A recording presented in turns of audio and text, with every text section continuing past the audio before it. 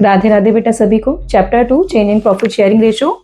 बेटा मैंने last video में क्वेश्चन नंबर 4 तक कराए थे। क्वेश्चन नंबर 5, क्वेश्चन नंबर 4 में बेटा सिर्फ 2 ही एडजस्टमेंट थी प्रॉफिट के साइड में, तो हमने यूं ही प्लस माइनस कर दिया था। बट क्वेश्चन नंबर 5 में अगर आप चेक करेंगे तो एडजस्टमेंट काफी सारी हैं और आपको निकालना वही है, calculate the value of goodwill. तो अब हम क्या करेंगे बेटा, सबसे पहले ना एक टेबल बनाएंगे, calculation of actual adjusted profit. जैसी टेबल मैंने आपको लास्ट वीडियो में सिखाई थी कि बेटा आपको जितने सालों के प्रॉफिट दिए हों उतने कॉलम बना लेना और उन प्रॉफिट्स को लिख लेना। तो यहाँ मुझे कितने सालों के प्रॉफिट लेने हैं, एवरेज एनुअल प्रॉफिट 4 सालों का लेना है, 2020, 2021, 2022 और 2023। तो हमने अपने ये कॉलम बना लिए 2020, 2021, 2022 और 2023। X purchase the business of Y from 1 April 2003। बेटा बिजनेस खरीद रहे हैं, इस पर्पस के लिए गुडविल का वैल्यूएशन करना है 100% of average annual profit of the last 4 year. और प्रॉफिट आपको दे रखे हैं या लॉस आपको दे रखे हैं। मैंने आपको कहा था सबसे पहले प्रॉफिट या लॉस लिखेंगे फॉर द ईयर, जिस भी साल का आप ले रहे हैं। तो 2020 का प्रॉफिट आपको दिया हुआ है कितना, 1 लाख। 2021 का बेटा आपको लॉस दिया हुआ है कितना, 1.5 लाख। तो लॉस के लिए आप ब्रैकेट से उसे रिप्रेजेंट करेंगे। 2022 का बेटा प्रॉफिट दे रखा है आपको कितना, 1.5 लाख। और 2023 का बेटा प्रॉफिट दे रखा है कितना, 2 लाख। उसके बाद मैम 2020 के साइड में ना एक एडजस्टमेंट लिखी हुई है, after debiting loss of stock bye fire. तो मैंने आपसे कहा था ये क्या है, एबनॉर्मल लॉस। और एबनॉर्मल लॉस को आप क्या करेंगे, प्लस। पर मैम कौन से वाले ईयर में प्लस करें, बेटा उसी ईयर में प्लस करना जिस ईयर में ये लॉस हुआ है। जिस ईयर में लॉस हुआ है तो 2020 में हुआ है, तो 2020 में ही लॉस को ऐड करना है कितना, 50,000।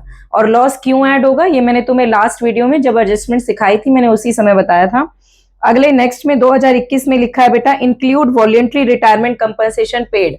ये भी ऐड करना है क्योंकि ये कई सालों में बहुत रेयर चांस होता है जब ये कंपनी द्वारा दिया जाता है वॉलंटरी कंपनसेशन पेड, क्योंकि ये रेगुलर एक्सपेंस नहीं है इसीलिए। तो वॉलंटरी कंपनसेशन पेड को रिलेटेड ईयर में 2021 में आप क्या करेंगे, प्लस करेंगे। ये भी मैंने लास्ट में एक्सप्लेन करा था क्यों ऐड कर रहे हैं आप। फिर आपको 2022 में कुछ नहीं दिया, 2023 में नहीं दिया, लेकिन इसके नीचे ना एडजस्टमेंट दी हुई है। Verification of book of account reveal the following, during the year ended 31 March 2021 a machine got destroyed in an accident, 60,000 were written off as an P&L। बेटा मशीनरी डिस्ट्रॉय हुई और आपने प्रॉफिट एंड लॉस को debit कर दिया, इसका मतलब आपने अपने प्रॉफिट को रिड्यूस कर रखा है। तो क्या मशीन डेली लॉस में चली जाती है या डेली उसका एक्सीडेंट हो जाता है, तो वो रेवेन्यू लॉस नहीं है, इसीलिए उसे वहां नहीं दिखाना है। तो मैम वापस ऐड कर दीजिए, बिल्कुल ऐड कर दीजिए और लिख देना मशीनरी डिस्ट्रॉय। इसे आपने गलती से उसमें लिखा है, हालांकि लिखना है हमें P&L में क्योंकि जेन्युइन है, हमारे बिजनेस का लॉस है। पर बेटा आप एक साथ इतना नहीं दिखाएंगे, सामने वाला तो यही कहेगा ना मैडम आपसे गलती है, आपकी लापरवाही है, आपकी लापरवाही की वजह से मशीनरी डिस्ट्रॉय हुई है, हम इंश्योरेंस करा लेंगे अपना। तो अगर कल को मशीनरी डिस्ट्रॉय भी होगी तो इंश्योरेंस से हमें रिकवरी मिल जाएगी। तो इसीलिए मशीनरी डिस्ट्रॉय को जिस ईयर में वो हुआ है 2021 के एंड में हम वहां जाकर के इसको प्लस कर देंगे। उसके बाद 1 जुलाई 2021, बेटा ईयर ध्यान रखना, 1 जुलाई 2021। ये जो मेरा स्टार्ट हुआ था 1 अप्रैल 2019 से लेकर 31 मार्च 2020 पे हुआ था। फिर ये जो 2021 पे खत्म हो रहा है इसका मतलब ये 1 अप्रैल 2020 से तो स्टार्ट हुआ होगा और 31 मार्च 2021 पे खत्म हुआ होगा। फिर ये 1 अप्रैल 2021 से स्टार्ट हुआ होगा और 31 मार्च 2022 पे इस ईयर का एंड हुआ होगा। ऐसे ही 1 अप्रैल 2022 से स्टार्ट हुआ होगा और 31 मार्च 2023 पे एंड हुआ होगा। इसने बोला जी 1 जुलाई 2021, 1 जुलाई 2021 बेटा अप्रैल के बाद आता है, अप्रैल मई जून जुलाई, इसका मतलब इस वाले साल की बात है। 1 जुलाई 2021 में 2 कंप्यूटर जिसकी एक की कीमत 40,000 रुपए थी, इसका मतलब आपने 80,000 रुपए के कंप्यूटर खरीदे थे। आपने 80,000 रुपए के कंप्यूटर खरीदे और कंप्यूटर बेटा एक कैपिटल एक्सपेंडिचर है, ऐसा थोड़ी है लैपटॉप जो लिया आपने वो इसी साल रहेगा, अगले साल वो गायब हो जाएंगे। एसेट क्रिएट हुई थी आपकी, कैपिटल एक्सपेंडिचर था, आपने कैपिटल एक्सपेंडिचर किया। और आपको पता है कैपिटल एक्सपेंडिचर हम बैलेंस शीट में लिखते हैं ना कि P&L में, आपने गलती से उसे P&L में शो कर रखा है। तो मैम अब क्या करें, हमने तो अपने प्रॉफिट को रिड्यूस कर दिया। तो बेटा जिस प्रॉफिट को आपने ट्रैवलिंग एक्सपेंस समझ के रिड्यूस किया है उसे वापस क्या करेंगे, ऐड करेंगे। उसे वापस क्या करेंगे, ऐड करेंगे। मैम कौन से वाले ईयर में ऐड कर रहे हैं बेटा, जिस ईयर में आपने खरीदा है, यानी 2022 पे वो एंड हो रहा है। तो 40,000 रुपए के हिसाब से दो कंप्यूटर की कीमत 80,000 हम ऐड करेंगे। मैम यहाँ क्या लिखे, यहाँ लिख देना कैपिटल एक्सपेंडिचर को ट्रीट किया है आपने एज रेवेन्यू। कैपिटल एक्सपेंडिचर को आपने रेवेन्यू की तरह ट्रीट किया था, वहां माइनस किया था, वापस हमने प्रॉफिट निकालने के लिए एक्चुअल वाला 80,000 प्लस कर दिया। उसके बाद ये कहता है, फिर होता है ना कुछ लोगों को कि मैम बिल्कुल भी परमिशन नहीं दोगे कि हम थोड़ा सा गवर्नमेंट से टैक्स में छूट मिल जाए हमें, आपने हमें 80,000 रुपए हमने खर्च कर दिया, आप प्रॉफिट एंड लॉस अकाउंट में हमें बिल्कुल ही नहीं दिखाने दे रही हो, P&L में आपने हमें डेबिट साइड कुछ भी नहीं लिखने दिया। मैंने कहा जी कैपिटल एक्सपेंडिचर पे आपको डेप्रीशिएशन की परमिशन मिलती है, आप डेप्रीशिएशन चाहो तो माइनस कर सकते हो। तो यहाँ स्टेटमेंट जो लिखोगे वो लिखना डेप्रीशिएशन अलाउ ऑन कंप्यूटर। आप हर साल अपना डेप्रीशिएशन लगा के उसे अलाउ कर सकते हो, उतनी छूट आप ले सकते हैं। तो जो P&L में हम करेंगे तो हम माइनस कर लेंगे। अब मैम कौन से साल में डेप्रीशिएशन अलाउ करोगे, बेटा जिस ईयर से आपने खरीदा है, मैंने इस वाले साल से खरीदा था तो एक तो इस वाले ईयर में हम डेप्रीशिएशन माइनस करेंगे, दूसरा इसमें भी करेंगे, क्योंकि ऐसा थोड़ी है कंप्यूटर यहाँ खरीदा था तो बस मैडम यही डेप्रीशिएशन लगाएंगे, अगले साल वो गायब हो गया, तो प्रैक्टिकली पॉसिबल नहीं है ना बेटा। जो कंप्यूटर आज आपने खरीदा है वो अगले साल भी रहेगा और उससे अगले साल भी रहेगा, तो जब तक वो हमारे पास है हम डेप्रीशिएशन लगाएंगे। पर मैम ये 2023 के बाद अगला कॉलम नहीं है तो बेटा हम लगाएंगे भी नहीं। अगर सपोज करिए इसके बाद यही कॉलम नहीं होता तो मैं यहां भी नहीं लगाती। तो डेप्रीशिएशन अलाउ करिए, कितना डेप्रीशिएशन अलाउ करिए मैडम, 80,000 की कीमत थी, 80,000 का 10% 8,000, लेकिन आपने खरीदा कब था, 1 जुलाई को, तो 1 जुलाई से बेटा 31 मार्च कितने महीने होते हैं, 9 महीने, तो 8,000 मल्टीप्लाई में 9/12 कितना डेप्रीशिएशन अलाउ करोगे आप इस साल, 6,000 रुपए। फिर मैम नेक्स्ट ईयर कितने पे लगाएं, तो पहले बेटा मेथड चेक करिए, मेथड कौन सा है डेप्रीशिएशन का, स्ट्रेट लाइन मेथड है या WDV मेथड है, रिटर्न डाउन वैल्यू है। मैडम स्ट्रेट लाइन मेथड है, तो स्ट्रेट लाइन से आपको पता है ओरिजिनल कॉस्ट पर ही डेप्रीशिएशन लगता है, इसका मतलब 80,000 का ही 10% लगेगा पूरे साल का, तो कितना आ जाएगा ये 8,000।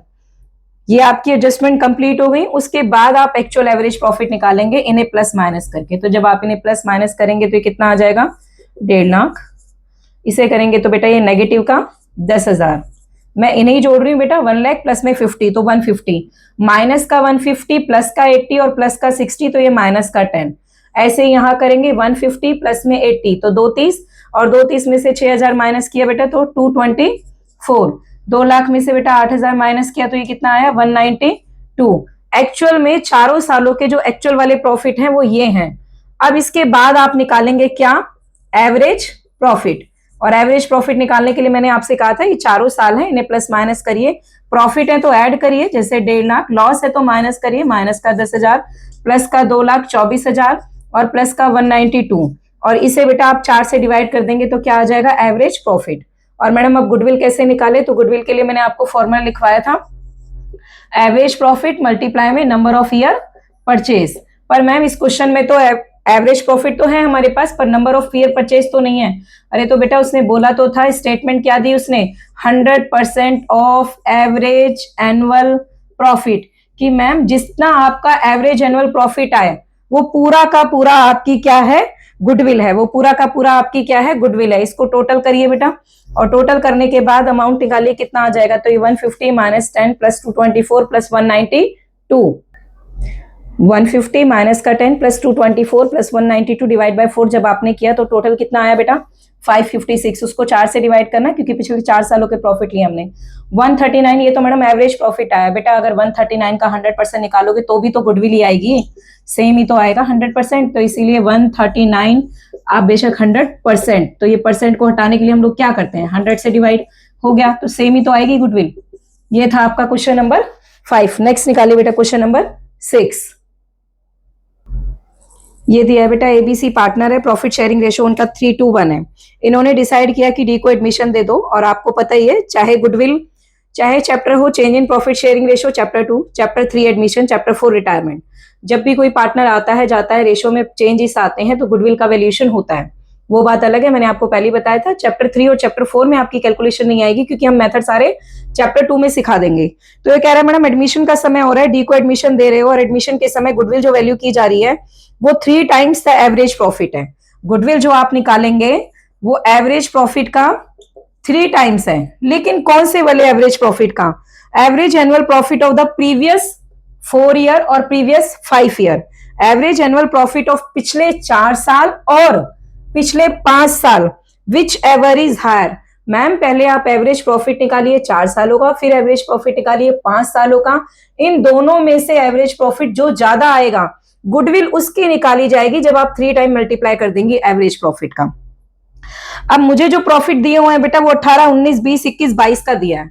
तो मैडम 5 सालों का तो समझ में आता है कि आप 18 ले लो, मतलब 2018 का प्रॉफिट ले लो, 1,30, फिर 1,20, फिर 1,50, फिर 1,10 और 2 लाख, और इसको डिवाइड कर दो 5 से, तो ये एवरेज प्रॉफिट तो आ गया 5 सालों का।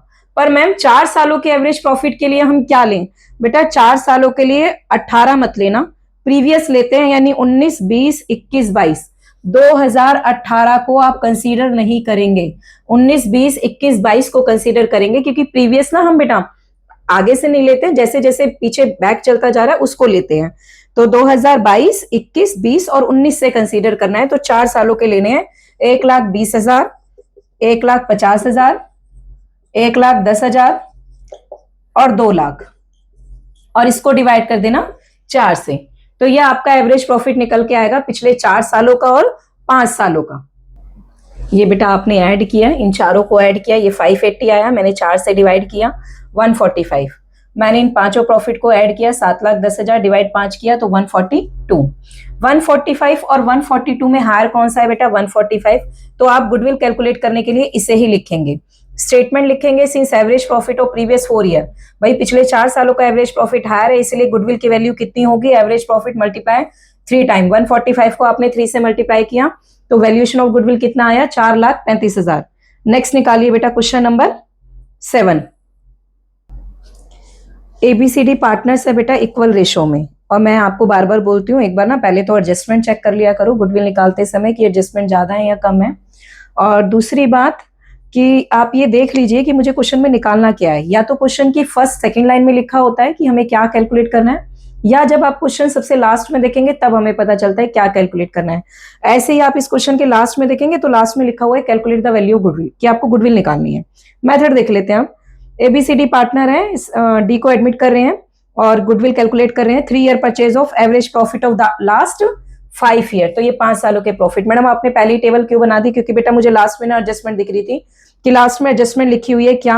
1 अक्टूबर 2021 को एक कंप्यूटर जिसकी कॉस्ट 40,000 थी आपने खरीदा और डेबिट कर दिया किस नाम से? ऑफिस एक्सपेंस के नाम से।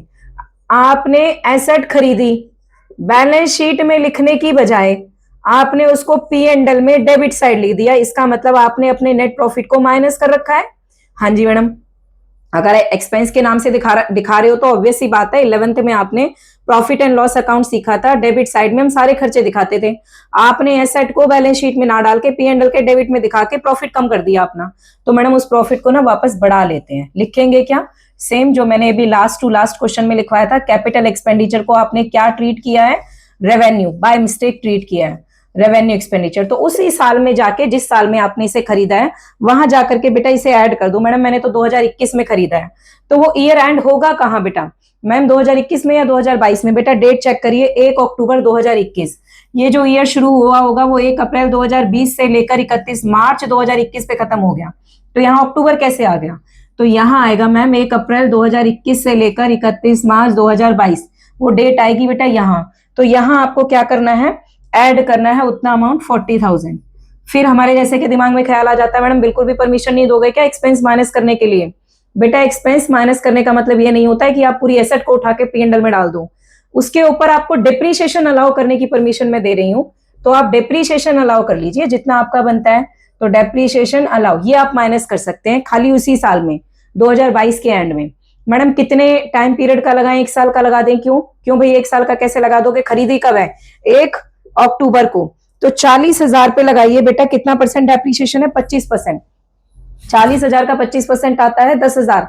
लेकिन अक्टूबर, नवंबर, दिसंबर, जनवरी, फरवरी, मार्च, सिर्फ 6 महीने का लगाना। इसका मतलब 5,000 के डेप्रीशिएशन की आपको परमिशन मिलेगी। एक ही साल में एडजस्टमेंट थी बस, और किसी में नहीं थी। ये छोटी सी टेबल बन के वो काम खत्म हो गया। ये बेटा सारे एज इट इज आ जाएंगे। 60,000, 1.5 लाख, माइनस का 20, 2 लाख, और 185 में से माइनस गया 5, 180, यानी 40 प्लस कर देना तो 220। ये आपके 5 सालों के आगे बेटा, इन्हें यहां लिख के प्लस माइनस कर लीजिए। 60,000 प्लस का 150 माइनस का 20 प्लस का 2 लाख प्लस का 220 और डिवाइड में 5। ये आपने निकाल लिया, एवरेज प्रॉफिट आ गया आपका। ये मैंने टोटल कर दिया है बेटा इनका। 610 आया है, 610 को डिवाइड किया 5 से 122 आया। 122 के लिए इसने multiply number of year purchase दिया है 3, तो 366। ये आ गई आपकी गुडविल की वैल्यू। गुडविल के फॉर्मूले को मत भूल जाना बेटा, average profit multiply number of year purchase. ये था आपका क्वेश्चन नंबर 7। नेक्स्ट निकालिए बेटा क्वेश्चन नंबर 8। क्वेश्चन नंबर 8 में the profit earn by a firm during the last 4 year were as follow. Year ended 31 March 2021 का प्रॉफिट दिया है बेटा 80, 2022 का दिया है 1 लाख, 2023 का दिया है बेटा 110 और 2024 का दिया है 1.5 lakh. Calculate the value of goodwill on the basis of 3 year purchase. कितना नंबर ऑफ ईयर परचेज है? 3 ऑफ वेटेड एवरेज प्रॉफिट। मैंने आपको गुडविल के 3 मेथड बताए थे। सबसे पहला एवरेज बताया था और एवरेज में भी 2 बताए थे, सिंपल और वेटेड। अभी तक हमने जितने भी क्वेश्चन किए वो सिंपल एवरेज से किए थे, अब हम वेटेड एवरेज प्रॉफिट से करेंगे। तो मैडम वेटेड एवरेज प्रॉफिट में हम कैसे कैलकुलेट करते हैं? तो बेटा जब नोट्स बनवाए थे तो मैंने आपको कहा था वेटेड एवरेज प्रॉफिट से अगर गुडविल निकालनी है तो पहले आप ये टेबल बनाएंगे। टेबल क्यों बनाएंगे मैडम? ये प्रोडक्ट निकालने के लिए, ताकि हमारे फॉर्मूले में वो अप्लाई हो सके। तो टेबल में 4 कॉलम है आपका, पहला ईयर, प्रॉफिट, वेट और प्रोडक्ट। तो ईयर जो आपको दिए हुए हैं वो ईयर आप ले लो 2021, 2022, 2023 और 2024। 4 सालों के बिहाफ पे इसने बोला था। 2021 का प्रॉफिट है बेटा 80,000, 2022 का है 1 लाख, 2023 का है 1,10,000 और 2024 का है 1.5 लाख। फिर बेटा क्वेश्चन ना आपको वेट भी देगा, जैसे इस क्वेश्चन में दिया हुआ है weight to be used are 1, 2, 3, 4। और मैडम अगर ना दे तो बेटा खुद से मान लो, यहीं से स्टार्ट करेंगे और अपने आप नंबर ऑफ वेट मान लेंगे 1, 2, 3, 4 से स्टार्टिंग करते हो। उसके बाद प्रोडक्ट किस चीज का बेटा? इन दोनों कॉलम का। इन्हें आपस में मल्टीप्लाई कर दो। 80,000 को 1 से किया तो 80,000, फिर 1 लाख को किया 2 से तो 2 लाख, फिर आया ये 3, 30 और फिर आया ये 6 लाख। अब बेटा इन्हें ऐड कर लो। मुझे टोटल ऑफ प्रोडक्ट चाहिए और मुझे टोटल ऑफ वेट चाहिए, तो इसके लिए क्या करेंगे आप? ऐड करेंगे।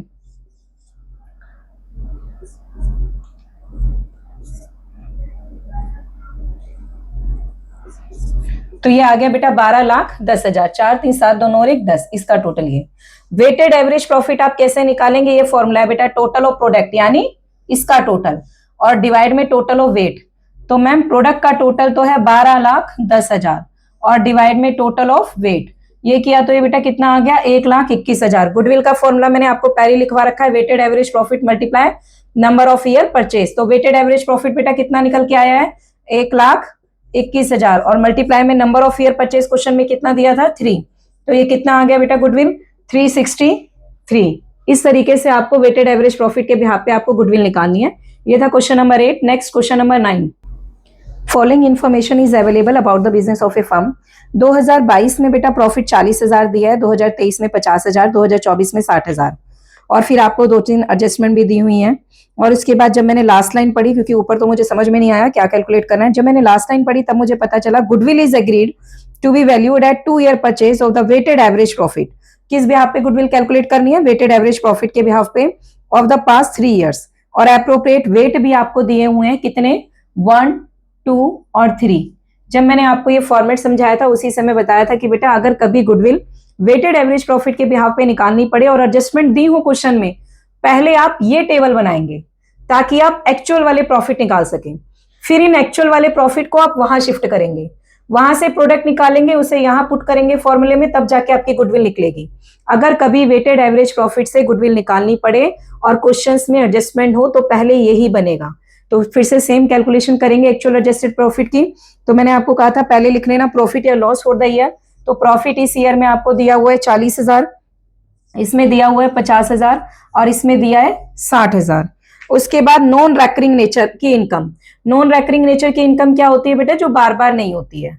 बार बार नहीं होती है इसका मतलब रेगुलर इनकम नहीं है, बिजनेस की इनकम नहीं है। 2023 में एक नॉन रेकरिंग नेचर की इनकम इंक्लूड है 1,000 रुपए की, तो उसे बेटा हम माइनस कर देना 1,000 रुपए से। ये रेगुलर नहीं है, नॉन रेकरिंग इनकम है, इसे माइनस करना है। ये बिजनेस की रेगुलर इनकम नहीं है। Profit of 2022 have been reduce by 6000 because goods were destroy by fire. तो मैंने आपको कहा था ना बेटा एबनॉर्मल लॉस यानी कि loss by fire abnormal loss होता है, और एबनॉर्मल लॉस रिलेटेड ईयर में क्या हो जाता है प्लस। तो 2022 में ये जाकर के प्लस हो जाएगा कितना 6000। उसके बाद कहते हैं आग लगने के बाद रियलाइज हुआ ma'am goods have not been insured कि मैंने इंश्योरेंस नहीं करा रखा था, लेकिन अब हमने सोचा but it is thought to be insure them in future कि अब फ्यूचर में मैडम इंश्योरेंस करा लेंगे। अरे जब आप फ्यूचर में इंश्योरेंस कराएंगे इसका मतलब तो हर साल का खर्चा बढ़ गया ना, और अगर हर साल का खर्चा बढ़ गया तो उसे माइनस करिए, ये रैकरिंग नेचर का एक्सपेंस हो गया कि मैडम अब तो ये हर साल होगा। अगर आप इंश्योरेंस कराएंगी तो हर साल आपको इंश्योरेंस देना पड़ेगा, और गुड्स का करा रही हो तो बिजनेस का ही खर्चा है। तो कितना इंश्योरेंस आपको पड़ा हर साल मैडम 400 रुपए पर ईयर। तो तीनों सालों में से रेगुलर एक्सपेंस माइनस करोगे। Reasonable remuneration of the proprietor, proprietor कौन होता है मालिक, और रेम्यूनरेशन मतलब सैलरी। मैम ऑनर की ना सैलरी बनती है 6000 रुपए पर ईयर। बेटा कुछ लोग ऐसे होते हैं ना जो खुद से काम कर लेते हैं, वो ये नहीं सोचते हैं कि भाई ये मतलब किसका काम है या मुझे कोई बाहर देखेगा तो क्या सोचेगा मेरे बारे में। काम हमारा है तो हम खुद कर लेते हैं। बाहर आप किसी को लेबर के पैसे दो, और अगर आप खुद कर सकते हैं तो बेटर है ना उसे खुद कर लो। लेकिन दूसरा बंदा अगर अपोजिट पार्टी होगी तो वो ये सोच लेता है यार मुझे नहीं करना ये काम, मैं तो बाहर वाले से करा लूंगा। तो लेबर तो आपको चार्जेस देने पड़ते। तो वो ये कहता है मैडम रीजनेबल रेम्यूनरेशन बनता है 6000 रुपए, लेकिन जब आप प्रॉफिट कैलकुलेट कर रही थी तो आपने इसे कंसीडर नहीं किया। तो यहां लिख देना और सब में से माइनस कर देना reasonable remuneration to proprietor, reasonable remuneration to proprietor. और तीनों में से बेटा 6,000 रुपए आपको माइनस करने हैं क्योंकि ये जेन्युइन खर्चा है। 2024 के प्रॉफिट में बेटा 5,000 रुपए की एक इनकम फ्रॉम इन्वेस्टमेंट है, यानी बिजनेस की इनकम नहीं है बेटा। कई बार हम लोग इन्वेस्टमेंट कर देते हैं ना, एफडी करा देते हैं या डिवेंचर्स खरीद लेते हैं, तो वहां अपने इन्वेस्टमेंट कर रखी है। तो 2024 में उसी इंटरेस्ट के नाम के पैसे इंक्लूड हैं, तो ये भी हम क्या कर देंगे माइनस, क्योंकि ये बिजनेस की इनकम नहीं है। अब हमारी सारी एडजस्टमेंट कंप्लीट हो गई हैं, तो हम ये एक्चुअल वाले प्रॉफिट निकालेंगे और इन प्रॉफिट्स को वेटेड एवरेज वाली टेबल में पुट अप करें। ये बेटा जब कैलकुलेट किया 40,000 प्लस में 6 माइनस का 4 और माइनस का 6 39,600। इसी तरह इन्हें प्लस माइनस किया तो ये आया, इसी तरह इन्हें प्लस माइनस किया तो ये आया। इन तीनों प्रॉफिट को उठा के मैंने इस टेबल में पुट किया है और प्रॉफिट को मल्टीप्लाई किया है वेट से। जब आप इन्हें मल्टीप्लाई करेंगे तो आपकी ये अमाउंट आए। मैंने बेटा इन तीनों अमाउंट को टोटल किया, इसको टोटल किया। फॉर्मूला था वेटेड एवरेज प्रॉफिट का क्या, टोटल ऑफ प्रोडक्ट यानी कि ये डिवाइड टोटल ऑफ वेट यानी कि ये, डिवाइड किया तो 45,100। गुडविल का फॉर्मूला क्या है, वेटेड एवरेज प्रॉफिट यानी कि ये मल्टीप्लाई में number of year purchase, question में गिवन है 2, तो गुडविल की वैल्यू आ गई 90,200। ये आपका क्वेश्चन नंबर 9 कंप्लीट है बेटा। नेक्स्ट निकालिए question number 10। Calculate the value of the goodwill on the basis of 3 year purchase of the weighted average profit. बेटा सेम वही काम करना है। वेटेड एवरेज प्रॉफिट के बिहाफ पे एडजस्टमेंट दी हुई है, तो पहले मैं ये टेबल बनाऊंगी calculation of actual adjusted profit, क्योंकि मुझे साफ दिखाई दे रहा है कि एडजस्टमेंट बहुत ज्यादा है। उसके बाद क्योंकि वेटेड पे है तो मेरी एक और टेबल बनेगी, तो मैं अभी इसके बाद एक और टेबल बनाऊंगी।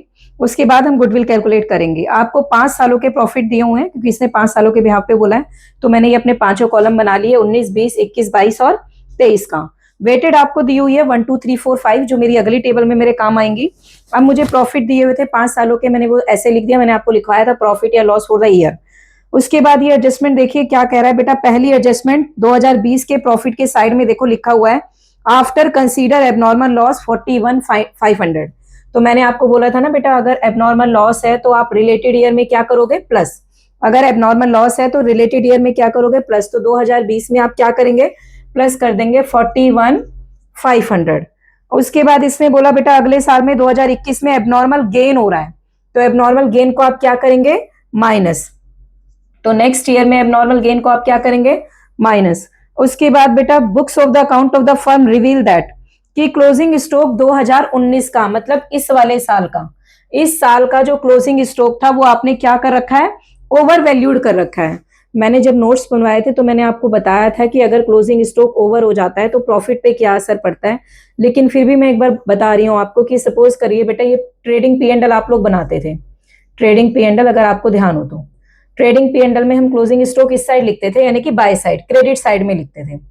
अगर आपने इस चीज को एक्स्ट्रा कर रखा है इसका मतलब आपका जीपी जो है वो बढ़ा हुआ आया होगा, और जीपी को आप फिर यहाँ ट्रांसफर करते थे वो भी बढ़ा हुआ आया होगा, और फिर यहाँ से हमारा नेट प्रॉफिट निकलता है। अगर ये ज्यादा है तो ऑब्वियस सी बात है ये नेट प्रॉफिट भी बढ़ा हुआ होगा। तो मैम सिर्फ एक क्लोजिंग स्टॉक ओवर होने से मेरा जो प्रॉफिट है वो इंक्रीज हो रखा है। कौन से ईयर का? 2019 का प्रॉफिट इंक्रीज हो रखा है। मैंने पूछा जी कितने से, आपने कहा 40 से। तो मैंने कहा जी एक काम करिए 40 से माइनस कर दो। अगर क्लोजिंग स्टॉक ओवर होने से प्रॉफिट इंक्रीज हो रहा है तो उसको माइनस कर दो। अब मैम ये तो एक ही एडजस्टमेंट है, क्या एक ही होगी? क्यों बेटा, जो 2019 का क्लोजिंग स्टॉक है वो 2020 के लिए क्या होगा? जो 2019 का क्लोजिंग स्टॉक है वो 2020 के लिए क्या होगा? नेक्स्ट ईयर क्या सेम स्टॉक ट्रांसफर नहीं होता है? तो अगर ये क्लोजिंग है तो ये ओपनिंग है, और अगर ये बढ़ा हुआ है तो ऑब्वियस सी बात है इसका भी ओपनिंग स्टॉक बढ़ा हुआ होगा। पर मैडम क्वेश्चन में तो नहीं लिखा ओपनिंग के बारे में कुछ भी, वो बेटा कभी नहीं देगा, आपको खुद से करनी है ये वाली बात कि अगर इस साल का क्लोजिंग बढ़ा है तो नेक्स्ट ईयर का ओपनिंग भी ऑटोमेटिक इंक्रीज हो रखा है।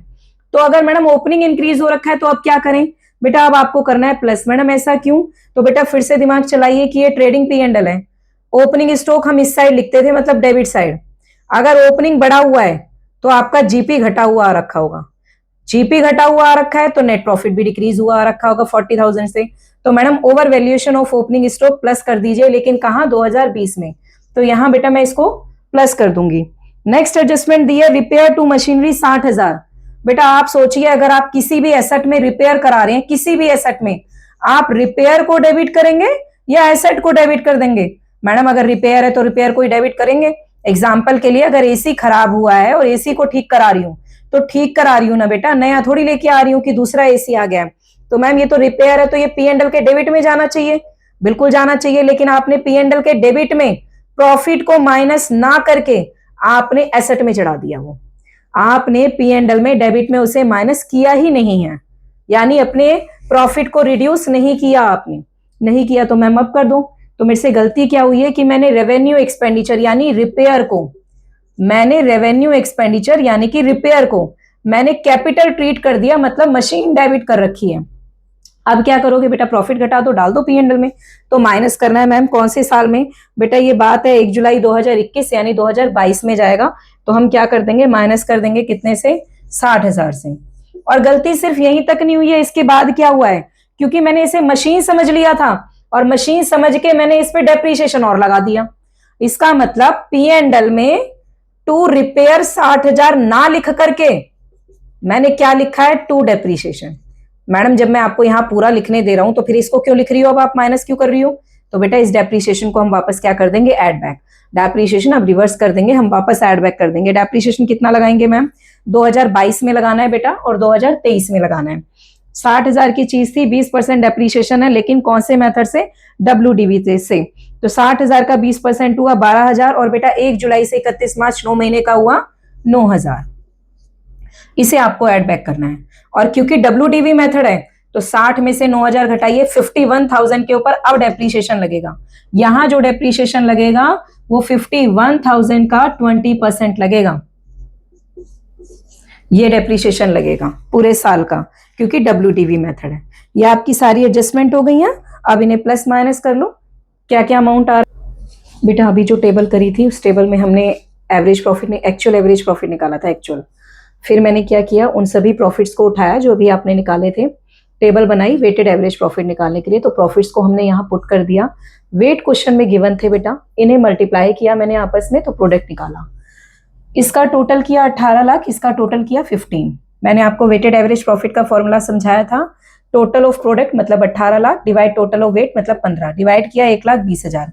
गुडविल का फॉर्मूला क्या था? Weighted average profit multiply number of year purchase. Number of year purchase बेटा क्वेश्चन में गिवन है 3 ईयर परचेज, मल्टीप्लाई किया, गुडविल आ गई कितनी? 3,60,000। ये जो आपके गुडविल का जो पहला मेथड था ना बेटा एवरेज प्रॉफिट, जिसमें 2 थे सिंपल वेटेड, ये कंप्लीट है। नेक्स्ट वीडियो में हम सुपर प्रॉफिट मेथड के क्वेश्चंस करेंगे। Thank you.